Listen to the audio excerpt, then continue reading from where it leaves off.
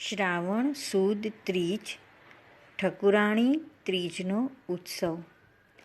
શ્રીમદ ગોકુળમાં ઠકુરાણી ઘાટ છે. ત્યાં શ્રી સ્વામિનીજીની હદ રાવલથી ઠકુરાણી ઘાટ સુધીની છે અને મહાવનથી ગોવિંદ ઘાટ સુધી શ્રી ઠાકોરજીની હદ છે અને ત્યાં છોંકરનું વૃક્ષ છે તે બ્રહ્મરૂપે છે. પ્રથમ પૃથ્વી પરિક્રમા સમયે સંવત 1549ની શ્રાવણ સુદ ત્રીજના દિવસે શ્રી મહાપ્રભુજી ગોકુળ પધાર્યા. શ્રી મહાપ્રભુજી જ્યારે અહીંયા પધાર્યા ત્યારે નિર્જન વન, પક્ષીઓનો કલરવ અને શ્રી યમુના જળના ઉછળતા તરંગો સિવાય કોઈનો પણ સ્વર ન હતો. શ્રી મહાપ્રભુજી ઠકુરાણી ઘાટે બિરાજ્યા. શ્રી મહાપ્રભુજીએ તેમના અંતરંગ સેવક શ્રી દામોદરદાસજીને પૂછ્યું કે અહીંયા ગોવિંદ ઘાટ કયો અને ઠકરાણી ઘાટ કયો? ત્યારે એક અદ્ભુત ઘટના બની. શ્રી યમુના જળના ઉછળતા તરંગોમાંથી એક ષોડશી સુંદરી પ્રગટ થયા.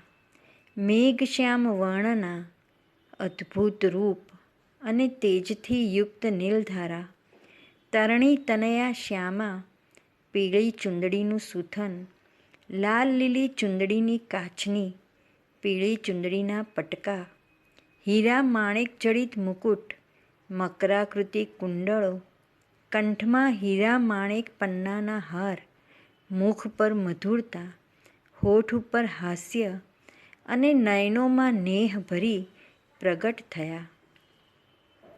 આવા રમણીય રૂપરાશિના દર્શનથી દામોદરદાસજી વિસ્મિત ભાવે હરખાયા. અપલક નેત્રે નયનાભિરામ શ્યામાને નિરખી રહ્યા. શ્રી યમુનાજીના પગલે પગલે ગુલાબી કમળ પ્રગટ થઈ પદ્મપથ બનાવતા હતા.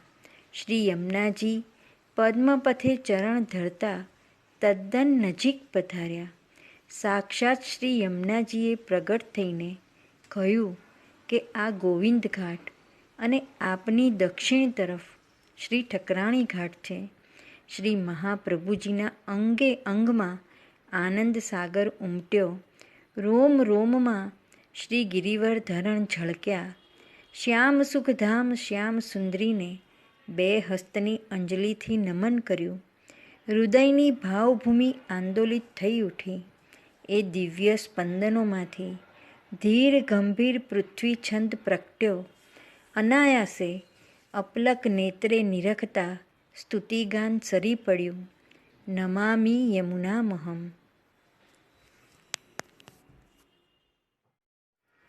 શ્રાવણ સુદ ત્રીજ ઠકુરાણી ત્રીજનો ઉત્સવ. શ્રીમદ